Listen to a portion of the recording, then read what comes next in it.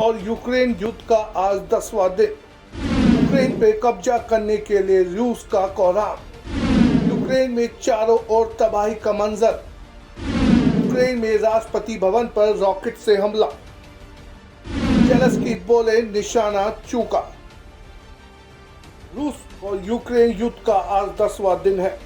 भारी तबाही के बाद भी दोनों देशों के बीच रार थमती नजर नहीं आ रही है।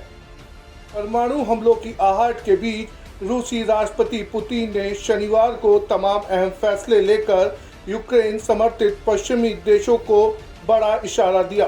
रूस ने दिग्गज सोशल मीडिया पर कंपनी फेसबुक और ट्विटर को अपने देश में बैन कर दिया है। साथ ही पुतिन ने रूसी सेना के खिलाफ फेक न्यूज़ चलाने वालों को लेकर एक नया कानून पर मोहर लगा दी है। इसके आरोपी को 15 साल तक की जेल हो सकती है। इसी बीच रूस की सेना की ओर से यूक्रेन के राष्ट्रपति भवन पर हमला किया गया है। वहीं यूक्रेन के राष्ट्रपति ज़ेलेंस्की का कहना है कि मेरी हत्या को लेकर प्लान बनाया जा रहा है। रूस मुझे मरवाना चाहता है। जंग के बीच रूस और यूक्रेन बातचीत के जरिए भी जंग लड़ रहे हैं। दोनों देश बातचीत के लिए मेज पर आ गए हैं। जंग के 10वें दिन हो चुके हैं।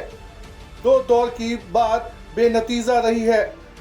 ऐसे में उम्मीद की जा रही है कि दोनों देशों के बीच आज या कल तीसरे दौर की बातचीत हो सकती है। वहीं अहिंसा की बात करने वाला भारत यूक्रेन में ज़पोरिज़िया परमाणु संयंत्र पर रूस के हमले को लेकर आग्रह किया है। भारत ने कहा परमाणु केंद्रों से संबंधित किसी भी दुर्घटना के जन स्वास्थ्य और पर्यावरण पर गंभीर परिणाम हो सकते हैं। साथ ही कहा संयुक्त राष्ट्र सुरक्षा परिषद को यूक्रेन में पैदा हो रहे मानवीय संकट को समझना चाहिए। संयुक्त राष्ट्र सुरक्षा परिषद में भारत के स्थायी प्रतिनिधि टी.एस. त्रिमूर्ति ने कहा भारत परमाणु संयंत्रों की सुरक्षा सुनिश्चित करने को सर्वोच्च महत्व देता है, क्योंकि परमाणु केंद्रों से जुड़ी किसी भी दुर्घटना के जन स्वास्थ्य और पर्यावरण पर गंभीर असर हो सकते हैं।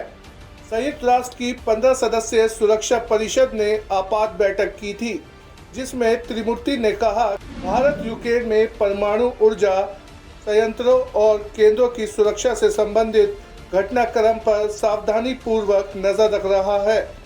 साथ ही कहा कि भारत अंतर्राष्ट्रीय परमाणु ऊर्जा एजेंसी के उसकी सुरक्षा तथा निगरानी गतिविधियों को सर्वोच्च प्राथमिकता देता है। उन्होंने कहा कि संयुक्त राष्ट्र सुरक्षा परिषद को यूक्रेन में हमारे सामने पैदा हो रहे मानवीय संगठन को समझना चाहिए, जहां कई हजार भारतीय नागरिकों, खासतौर से छात्रों समेत निर्दोष नागरिकों की सुरक्षा दांव पर लगी है। टी.एस. त्रिमूर्ति ने उम्मीद जताई है कि रूस और यूक्रेन के बीच दूसरे दौर की वार्ता से सुरक्षित मानवीय गलियारा तत्काल स्थापित होगा। त्रिमूर्ति ने कहा यह खेदजनक है कि सुरक्षा परिषद के इस मामले पर पिछले सप्ताह बुलाई गई बैठक के बाद से यूक्रेन में हालात बिगड़ गए हैं। उन्होंने हिंसा को तत्काल खत्म करने की आवश्यकता दोहराई है। कहा कि प्रधानमंत्री नरेंद्र मोदी ने भी दोहराया है मतभेदों को सतत संवाद और कूटनीति के जरिए हल किया जाना चाहिए। दरअसल रूस यूक्रेन युद्ध के बीच यूक्रेन में मानवाधिकार का गंभीर संकट पैदा हो गया है। इसी समस्या को लेकर संयुक्त राष्ट्र मानवाधिकार आयोग ने एक बैठक बुलाई है। इस मीटिंग में भी भारत ने अनुपस्थित रहकर अपना रुख साफ किया है। आपको बता दें कि यूएनएचआरसी की ये मीटिंग यूक्रेन के आह्वान पर बुलाई गई थी। यूक्रेन ने रूस पर वॉर क्राइम का आरोप लगाया है।